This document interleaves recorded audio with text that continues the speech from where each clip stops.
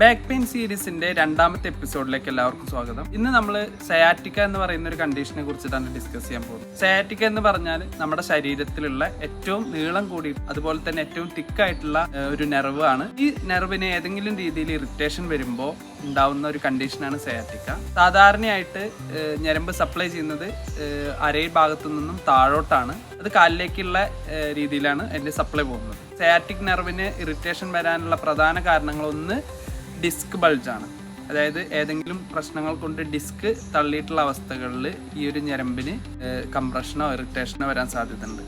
അതുപോലെ തന്നെ രണ്ടാമതായിട്ടുള്ള കാര്യം സ്പൈനൽ കനാൽ സ്റ്റീനോസിസ് എന്ന് പറയും. നമ്മുടെ നട്ടലിലുള്ള സ്പൈനൽ കനാലിന് ചുരുങ്ങി പോകുന്ന കണ്ടീഷനാണ് സ്പൈനൽ കനാൽ സ്റ്റീനോസിസ്. ഈ ഒരു കണ്ടീഷൻ കൊണ്ടും സയാറ്റിക്ക ഉണ്ടാവാം. മറ്റൊന്ന് ഓസ്റ്റിയോ ആർത്രൈറ്റിസ് പോലെയുള്ള കണ്ടീഷൻ, ആർത്രൈറ്റിസ്, നട്ടലിൻ്റെ ഭാഗത്തുള്ള ആർത്രൈറ്റിസ് കൊണ്ട് സയാറ്റിക്ക ഉണ്ടാവാം.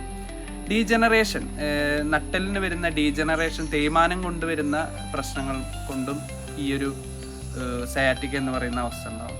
അതുപോലെ തന്നെ പിരിഫോമിസ് സിൻഡ്രോം എന്ന് പറയും. പിരിഫോം മസിലിന് വരുന്ന പ്രശ്നങ്ങളും ഈ സയാറ്റിക്ക എന്ന് പറയുന്ന അവസ്ഥയിലേക്ക് നയിക്കും. പ്രധാന ലക്ഷണങ്ങൾ എന്ന് പറയുന്നത് ഒന്ന് വേദനയാണ്. വേദന എന്ന് പറഞ്ഞാൽ കാലിലേക്ക് കടഞ്ഞിറങ്ങുന്ന രീതിയിലുള്ള വേദന. മറ്റൊന്ന് നംബ്നെസ്, തരിപ്പ് കാലിലേക്ക് അനുഭവപ്പെടുക. ഇത് കൂടിയ അവസ്ഥകളിൽ കാലിലേക്കുള്ള വീക്ക്നെസ് ഉണ്ടാവും. വേണ്ട രീതിയിൽ ശക്തിയില്ലാത്ത ഒരു അവസ്ഥ അനുഭവപ്പെടാം.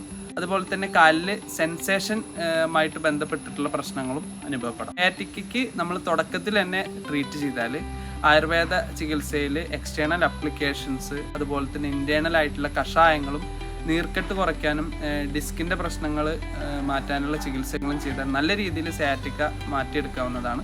കൂടിയ സ്റ്റേജസിലേക്ക് വരുമ്പോൾ നമുക്ക് IP ലെവലിലുള്ള ട്രീറ്റ്മെൻറ്റ്സ്, കിഴികൾ, ധാരകൾ, അതുപോലെ തന്നെ എനിമ, വസ്തി ചികിത്സ എന്ന് പറയുന്ന ചികിത്സകളും നമുക്ക് ചെയ്യേണ്ടതായിട്ട് വരും. ഓക്കെ, അടുത്തൊരു ബാക്ക് പെയിനിൻ്റെ ഇൻഫോർമേറ്റീവ് വീഡിയോയിലൂടെ വീണ്ടും കാണാം. Thank you.